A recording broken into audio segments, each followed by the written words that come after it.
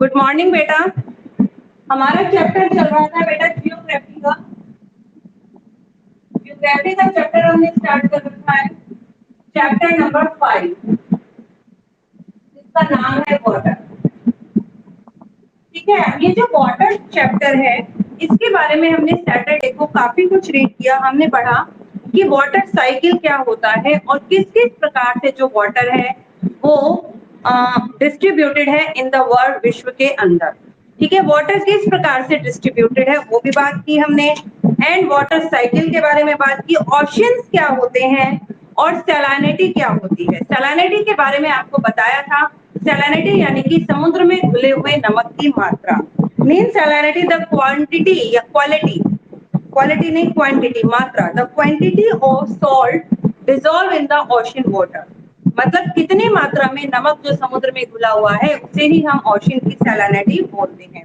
तो बेटा page number G45 से स्टार्ट करेंगे आज हम, और उसमें है आपका रेट ऑफ इवापोरेशन। हम बात कर रहे थे सैलिनिटी की। सैलिनिटी क्या है कि वह समुद्र के महासागरों के पानी में जो नमक घुला होता है उसी की मात्रा को हम सैलिनिटी कहते हैं।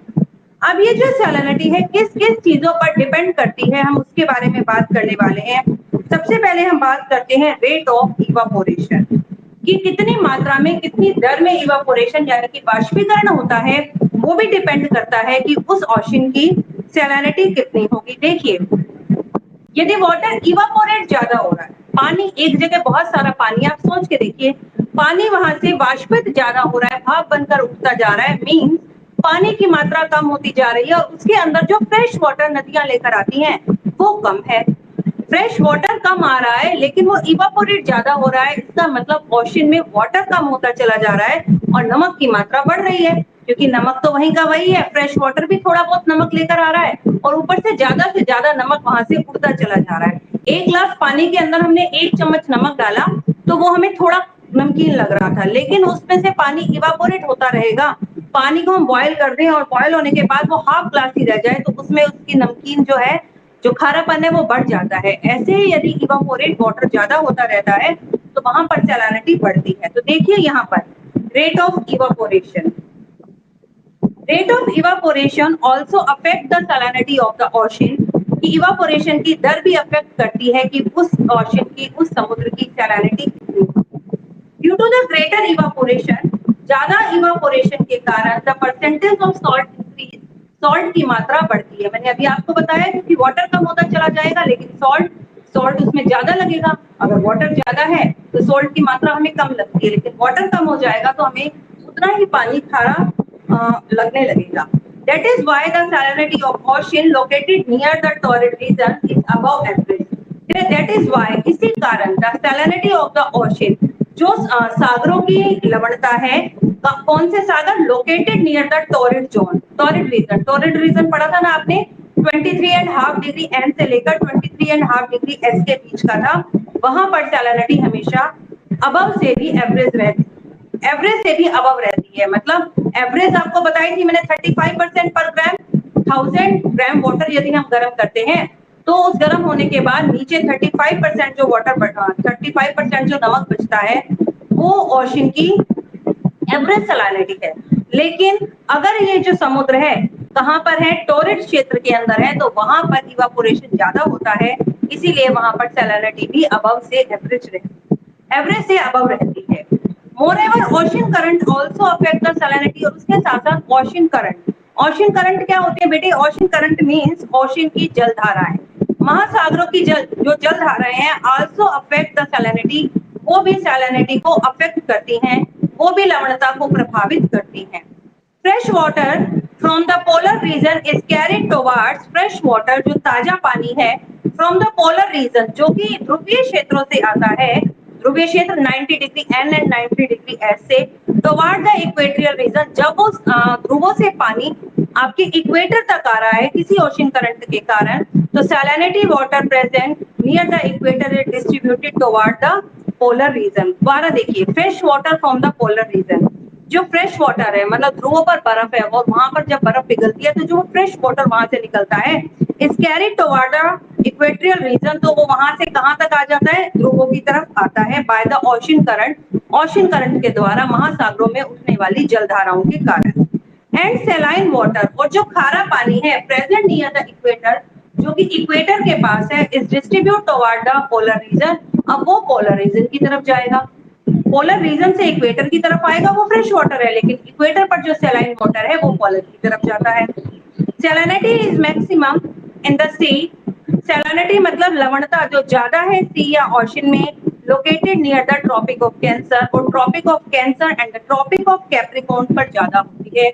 23 डिग्री एन और 23.5 डिग्री एन पर आपका ट्रॉपिक ऑफ कैंसर है एंड 23.5 डिग्री एस पर आपका ट्रॉपिक ऑफ कैप्रिकॉर्न है।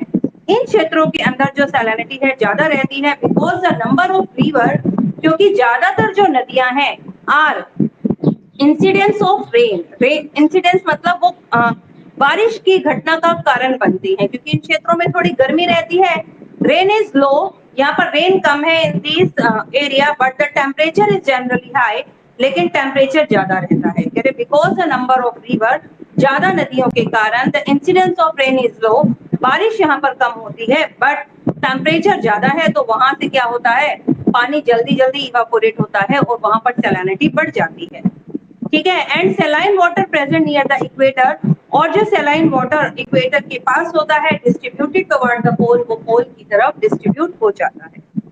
आगे देखिए, but the temperature is generally high, temperature वहां पर हाई हो गया, हेंस इवापोरेशन इज मोर, क्यों, क्योंकि वहां पर इवापोरेशन ज्यादा है। बार बार वही बात आ रही है, जब इवापोरेशन ज्यादा होता है and supply of fresh water is less, और वहां पर फ्रेश वाटर की सप्लाई कम होती है एविडेंटली, तो बिल्कुल निस्संदेह ऐसी जगह पर there is increase in salinity, salinity बढ़ जाती है। मतलब पानी इवापोरेट ज्यादा होता जा रहा है, पानी में तो पहले से ही नमक है, इवापोरेट ज्यादा हो रहा है लेकिन फ्रेश वाटर वहां पर कम आ रहा है, इस कारण उसकी सैलिनिटी बढ़ती है। इवापोरेशन इज हाई, और जब इवापोरेशन ज्यादा होता है even near the equator, equator के पास में, but due to heavy rain, लेकिन ज्यादा बारिश के कारण many rivers keep supplying fresh water in large quantity, बहुत सारी नदियां उसमें फ्रेश वाटर को ऐड कर देती हैं, फ्रेश वाटर की मात्रा में ऐड कर देती हैं, तो सैलिनिटी वहां पर लो हो जाती है। इवापोरेशन तो हो ही रहा है ज्यादा ज्यादा, लेकिन बहुत सारी नदियां आकर उसमें मिक्स हो गई, नदियों ने बहुत सारा फ्रेश वाटर ओशन के अंदर ऐड कर दिया, तो क्या हुआ, वहां पर फ्रेश वाटर की मात्रा ज्यादा होने के कारण सैलिनिटी रिमेन लो, सैलिनिटी जो है वो कम हो जाती है।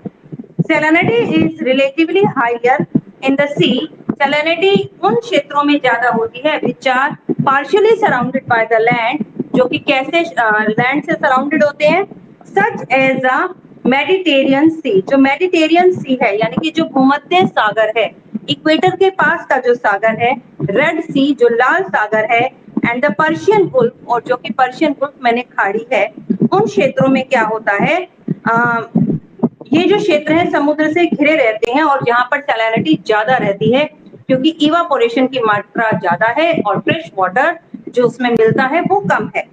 And the Dead Sea has the maximum salinity, और डेड सी की सैलिनिटी सबसे ज्यादा होती है। डेड सी बोलते हैं मृत सागर, जिसमें वाटर कम और सैलिनिटी ज्यादा हो, उसको हम डेड सी कहा जाता है। अब हम बात करते हैं circulation of the ocean water and it's movement. Next topic को रीड करने वाले हैं हम,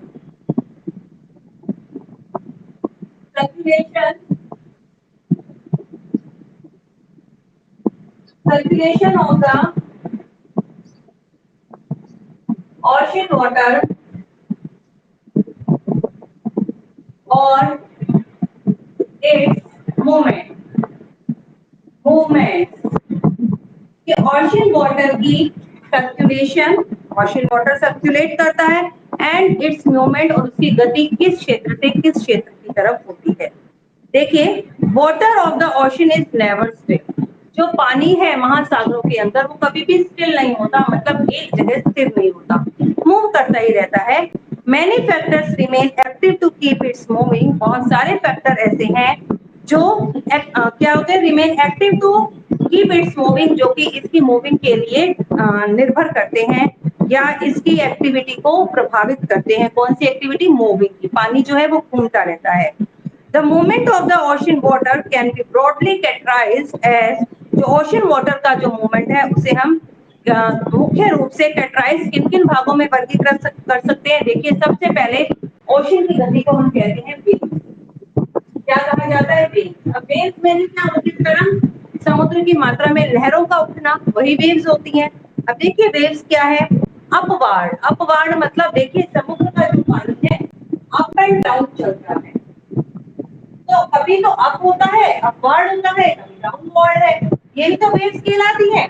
upward and the downward movements of the ocean water are known as waves, कि समुद्र के पानी का ऊपर उठना और फिर नीचे नीचे की तरफ जाना, कभी ऊपर कभी नीचे, इसको हम ओशन वाटर की क्या कहते हैं?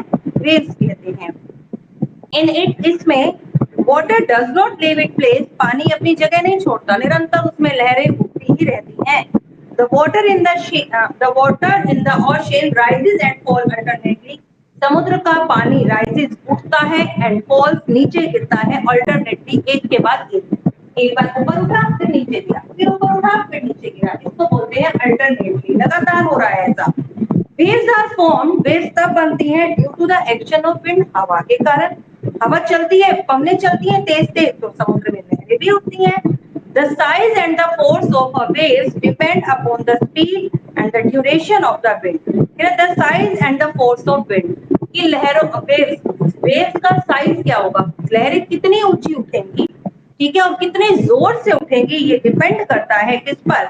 कि आपकी विंड की स्पीड कितनी थी, विंड की गति कितनी थी, and the duration of the wind, और उसके साथ साथ विंड की ड्यूरेशन क्या है, मतलब कितने समय के लिए कितनी तेज गति से पवनें उठी। Water rises from the surface, पानी राइजेस उठता है फ्रॉम द सरफेस, समुद्र की सतह से, is an appreciable height. Appreciable मतलब एप्रिशिएट करना, हम उसको बढ़ावा देते हैं, मतलब एक अच्छी हाइट तक पानी उठना। इसके यहाँ सेंटेंस के अकॉर्डिंग हो गया, एक अच्छी हाइट तक पानी का उठना, ठीक है, उसे हम एप्रिशिएबल कहेंगे। And the influence of wind, ये प्रभावित करता है। देन फॉल्स, और फिर वो नीचे गिरता है, मतलब पवन के प्रभाव के कारण तो पानी ऊपर उठ रहा है, और नीचे किसके कारण गिर रहा है? Due to the gravitational pull. Gravitational pull मतलब गुरुत्वाकर्षण शक्ति के कारण। Then falls due to the gravitational pull, the highest and the lowest point of the wave. कि सबसे ऊंचा और जो सबसे नीचा पॉइंट है वेव का are known as crest and throw respectively. उसे हम crest और throw कहते हैं। मतलब जब पानी अपवार्ड उठता है, ऊंचा उठ जाता है, उसे crest कहा जाता है, ठीक है, और जब पानी नीचे रहता है तो उसे हम throw कहते हैं। मतलब ये नीचे नीचे आ गया पानी और यहाँ पर ऊपर उठ गया पानी। Waves remain confined to the surface of water, लेकिन जो waves है वो remain confined, वो कहाँ तक सीमित रहती है? surface of the water, water की सतह तक। They have no effect on the deep water, वो पानी में, गहरे पानी में कोई ज्यादा प्रभाव नहीं डालती, पानी के ऊपर ऊपर लहरें चलती रहती हैं। Waves caused by the storm wind, लेकिन जब विंड जो है चलती है किसी स्ट्रॉन्ग विंड, बहुत तेज तूफान आ गया, कपल्ड विद द साइक्लोन, या फिर तूफान के साथ साथ तेज हवाएं चलने लगी और उसके साथ साथ साइक्लोन भी आ गया, चक्रवात भी आ गया, causes a destruction to lives and the property, उसके कारण लाइव्स, वहां के जीवन पर और उनकी प्रॉपर्टी पर बहुत गहरा प्रभाव पड़ा। मतलब जब समुद्र में किसी भी तेज गति से हवाएं चलती हैं और उसके साथ साथ साइक्लोन भी आ जाता है, उसके कारण समुद्र तट पर जो प्रदेश बने हैं वहां पर लोगों के जीवन का और उनकी प्रॉपर्टी का बहुत ज्यादा नुकसान होता है।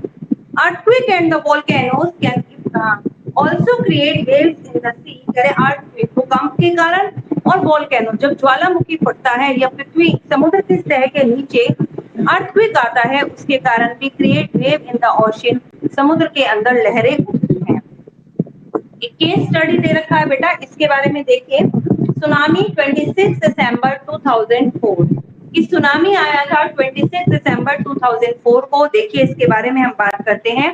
Tsunami are always created by the movement of sea floor. Tsunami किसके कारण होती है? ऑलवेज क्रिएटेड, किसके कारण पैदा होती है? Movement of the sea floor, जब समुद्र की तह के नीचे मूवमेंट होता है। They are caused by the earthquake, समुद्र की सतह के नीचे कंपन आ जाए तो समुद्र की सतह हिलने लगती है और उसके कारण पानी बहुत बहुत ऊंचाई तक उठता है। विद अगर under the sea floor and the ocean, ये जब अर्थक्वेक आता है समुद्र की सतह के नीचे या फिर ओशन के नीचे, डिवास्टिंग सुनामी, डिवास्टिंग मतलब एक विनाशकारी सुनामी लहरें उठी, hit the 11th east Asian countries, जिसने 11 साउथ ईस्ट एशियन कंट्रीज को इफेक्ट किया 26 जनवरी 2004 को। बहुत बड़ी बड़ी सुनामी लहरें उठी and killing more than 1,50,000 people, और जिसके कारण वहां पर क्या हुआ, 1,50,000 लोग मारे गए। ठीक है। इन इंडिया, इंडिया के अंदर according to the official estimate, यदि हम एक सरकारी अनुमान देखें उसके अकॉर्डिंग 10,136, बेटा एक सेकंड के,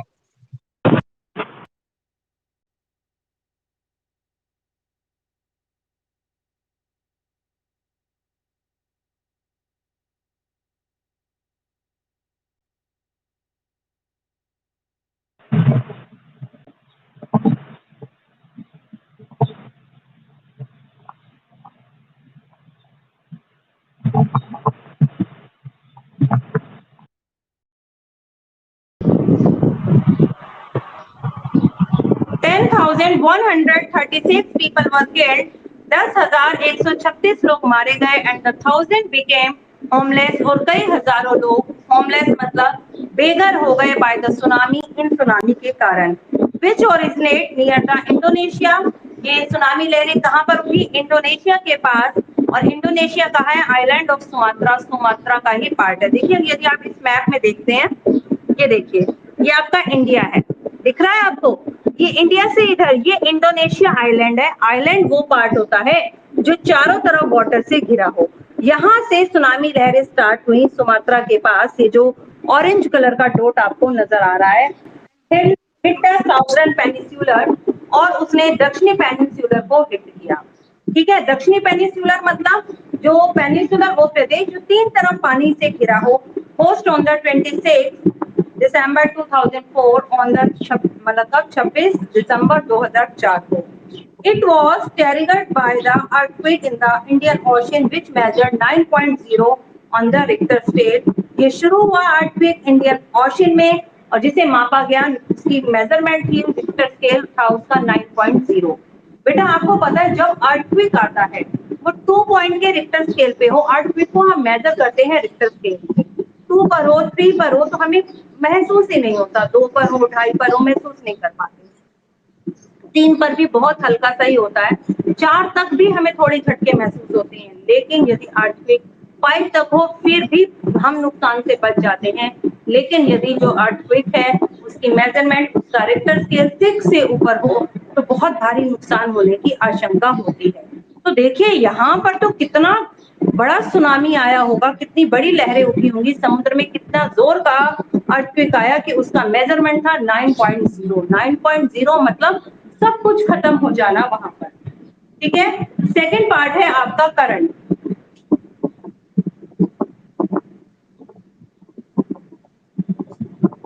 करंट मतलब जल धाराएं। करंट किसे कहते हैं बेटा, जल धाराओं को। Currents are the another movement of ocean water. Current एक दूसरी गति है किसकी, ओशनिक वाटर, समुद्र के पानी की। ठीक है, एक और गति है ये समुद्र के पानी की, विच फ्लो रेगुलरली, जिसमें वो रेगुलरली फ्लो करता है समुद्र का पानी, कॉन्स्टेंटली एंड रेगुलरली, कॉन्स्टेंटली मतलब लगातार कर रहा है, इन अ डिफाइंड डायरेक्शन, एक निश्चित दिशा में। समुद्र का पानी जब एक निश्चित दिशा में ही रेगुलर मूवमेंट करता है on the surface and the sub surface of the ocean, समुद्र की सतह के सरफेस पर, सतह पर और सतह से थोड़ा सा ऊपर, तो उसे हम ओशन करंट कहते हैं।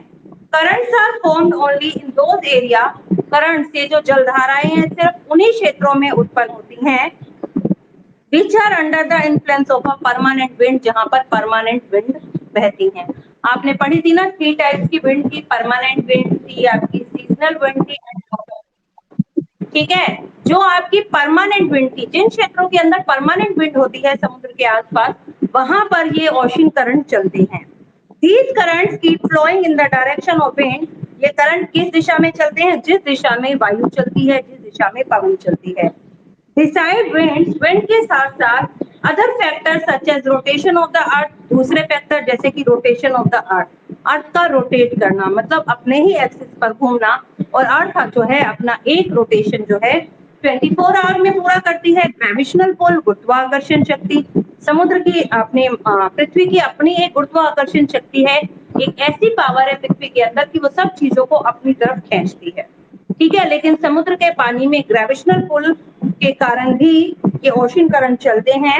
रेन, बारिश, इवापोरेशन, जलवाष्प बन जाना, प्रेशर, कितना एयर का प्रेशर लग रहा है, डिफरेंस इन द टेम्परेचर, तापमान में भी विभिन्नताएं होती हैं, सैलिनिटी और वहां की लवणता कितनी है, ये सब डिपेंड करते हैं ओशन करंट को। Also responsible for creation of the current, ये सब करंट को, जो करंट क्रिएट होते हैं, नई जलधाराएं चलती हैं, उसको इफेक्ट करती हैं। अब हम इन सभी के बारे में पढ़ने वाले हैं, स्पेशली करंट्स के बारे में। Due to the currents, current के कारण वाटर ऑफ द ओशन, जो महासागरों का पानी है, keep circulating from one place to another, वो एक प्लेस से दूसरी जगह पर सर्कुलेट करता है, एक प्लेस से दूसरी जगह पर घूमता है, सर्कुलेट करता है। ठीक है, आगे देखिए टाइप्स ऑफ ओशन करंट, कितने टाइप के होते हैं आपके ओशन करंट। तो बेटा जो आपका ओशन करंट होता है वो टू टाइप के होते हैं। Number one, warm current, warm current. Number two है आपका कोल्ड करंट। देखिए बेटा वार्म करंट कहाँ होगा, वार्म मतलब गर्म जलधाराएं, गर्म जलधाराएं कहाँ पर होंगी, जहां पर सन की रेस ज्यादा बढ़ेगी और उसके कारण पानी गर्म हो जाएगा। तो जो ये वार्म करंट है ये इक्वेटर के पास ओरिजिनेट होते हैं, इक्वेटर के पास सन की रेस डायरेक्ट पड़ती है। कोल्ड करंट है, कोल्ड करंट आपके पोल के पास, क्योंकि जो पोल है, जो ध्रुव है, नॉर्थ और साउथ पोल के पास का जो एरिया है, वहां पर सन की रेस ना के बराबर आती है, इसलिए उन क्षेत्रों के अंदर कोल्ड करंट ओरिजिनेट होते हैं। ठीक है, जो वार्म करंट ओरिजिनेट होता है, तो वार्म करंट इक्वेटर पर ओरिजिनेट हुआ, लेकिन वो किधर जाता है, पोल की तरफ, मतलब पोल की तरफ जाएगा, और जो पोल पर ओरिजिनेट हो रहा है ये आपका इक्वेटर की तरफ आएगा। ये इक्वेटर से शुरू हुआ, इक्वेटर से पोल की तरफ आएगा, और जो कोल्ड करंट है वो आपका पोल पर ओरिजिनेट हुआ और वो पोल से इक्वेटर की तरफ आएगा। आप देखो इसका प्रभाव कैसे पड़ता है। जब आपका वार्म करंट जो है आपका इक्वेटर पर ओरिजिनेट हुआ, ये आपका इक्वेटर पर ओरिजिनेट हो रहा है। ठीक है, इक्वेटर से वार्म करंट चला, गर्म पानी की जलधाराएं चल रही हैं और पोल की तरफ जा रही हैं। जैसे जैसे वो पोल की तरफ जा रही है, पोल पर है सर्दी, लेकिन वहां पर आ गई गर्म पानी की लहरें, जिसके कारण वहां का टेम्परेचर अच्छा हो जाता है, बहुत ज्यादा ठंडा नहीं रहता, बर्फ जो है जमती नहीं वहां पर, मतलब पानी जो है वो फ्रीज नहीं हो पाता, क्योंकि वहां से गर्म जलधाराएं निकल रही हैं। इस कारण जो समुद्र के आसपास का एरिया है वो अच्छा हो जाता है। मतलब आप देखिए ना, बहुत ज्यादा सर्दियां और कहीं से वार्म करंट्स आ जाए, गर्म हवाएं चलने लगे, गर्म जलधाराएं आ जाए समुद्र की, तो वहां पर जो है टेम्परेचर जो है क्या हो जाता है बेटा, इंक्रीज हो जाता है, जिसके कारण मौसम बहुत अच्छा हो जाता है।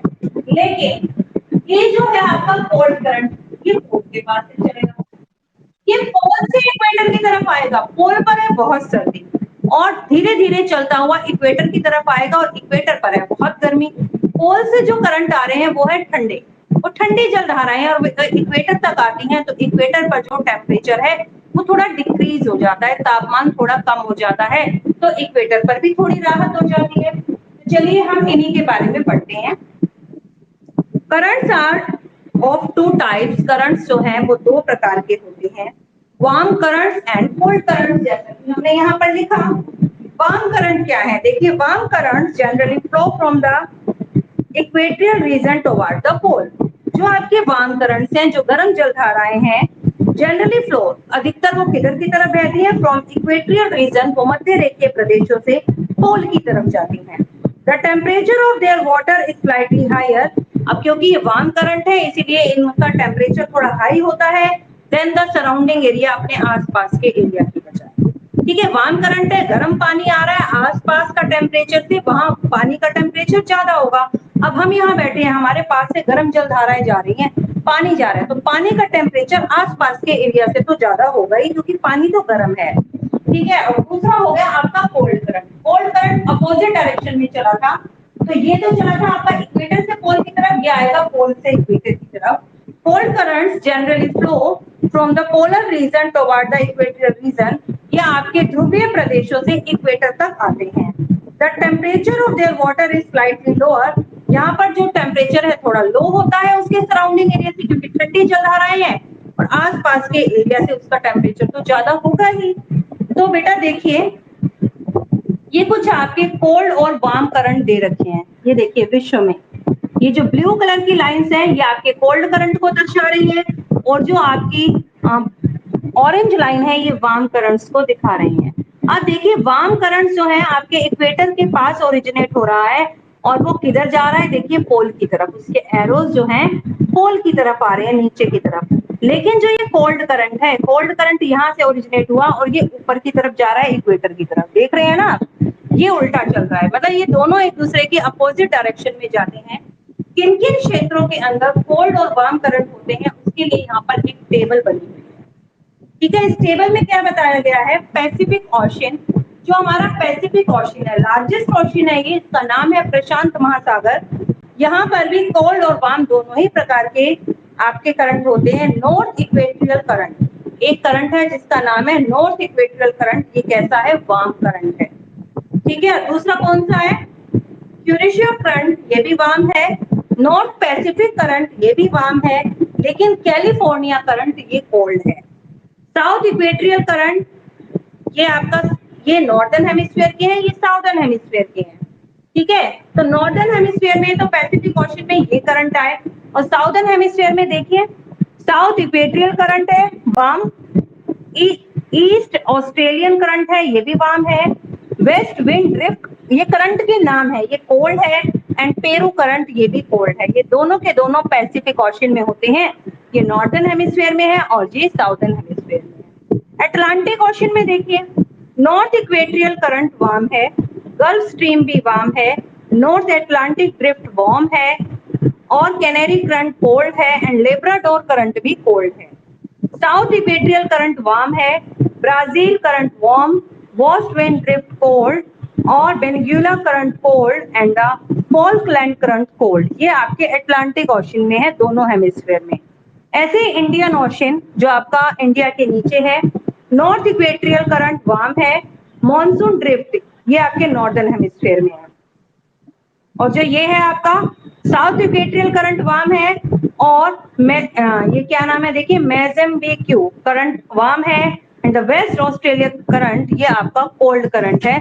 दोनों हेमिस्फीयर में कौन कौन से करंट पाए जाते हैं।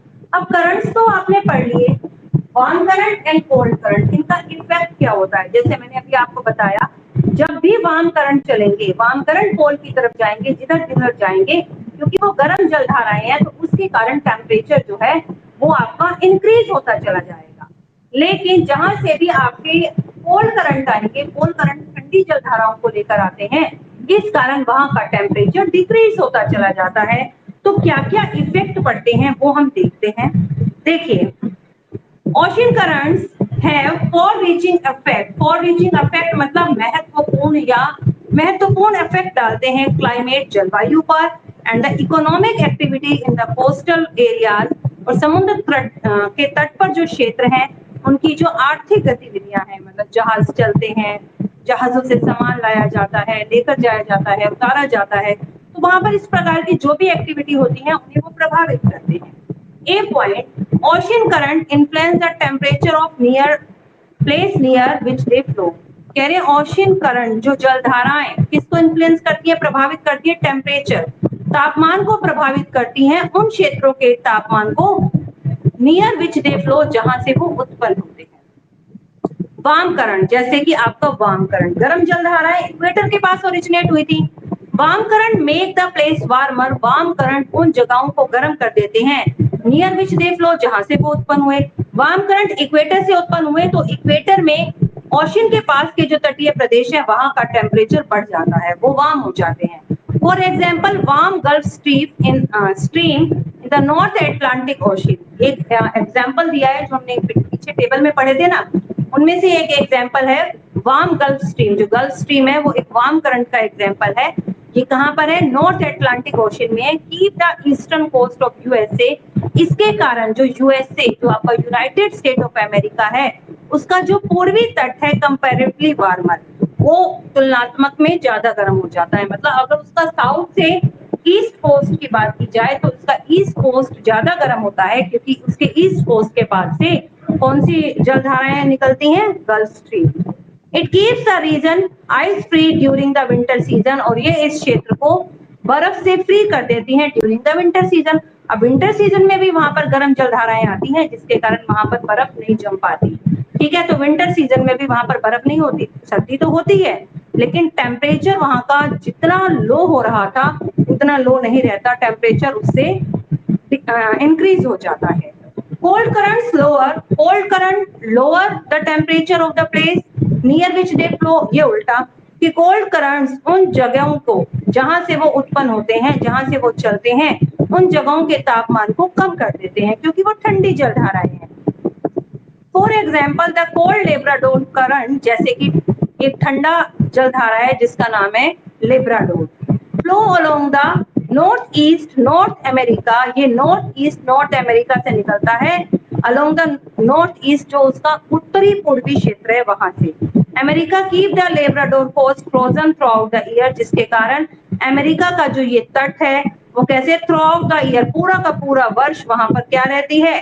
फ्रोजन, जमा रहता है, क्योंकि एक तो वहां पर पहले ही सर्दी और ऊपर से वहां पर ठंडी जलधाराएं निकलती हैं, जिसके कारण ये तट हमेशा ही जमा रहता है। देखिए, हमने दोनों ही बात की, एक नॉर्थ अमेरिका में और आपका यूएसए भी नॉर्थ अमेरिका के अंदर ही है। दोनों ही क्षेत्रों में देखिए, एक जगह तो बर्फ हो गई और दूसरी जगह पर बर्फ फ्री हो गया। क्यों आइस से फ्री हो गया? क्योंकि एक जगह तो वार्म करंट निकले, जहां से वार्म करंट ओरिजिनेट हुआ, वो जो प्लेस था आइस फ्री हो गया। लेकिन जहां से आपका कोल्ड करंट आया वहां पर पूरा का पूरा वर्ष जो है बर्फ जमी रही। ठीक है बेटा, आज हम इतना ही पढ़ते हैं इसका ए टॉपिक। इसके आगे का टॉपिक ना बेटा हम कल करेंगे। अगर आज हमने बी पॉइंट को स्टार्ट किया तो हमारा कंप्लीट नहीं हो पाएगा। ठीक है, अब बताओ मेरे को, सब बच्चे बुक की रीडिंग करते हैं या नहीं? जिया, अंशिका, मुकुल, नोटबुक पूरी है सभी की? चलिए बेटा, तो फिर लीव कर दो, कल करते हैं हम क्लास ज्वाइन। ठीक है, अभी टाइम हो गया आपका, लीव कर दो।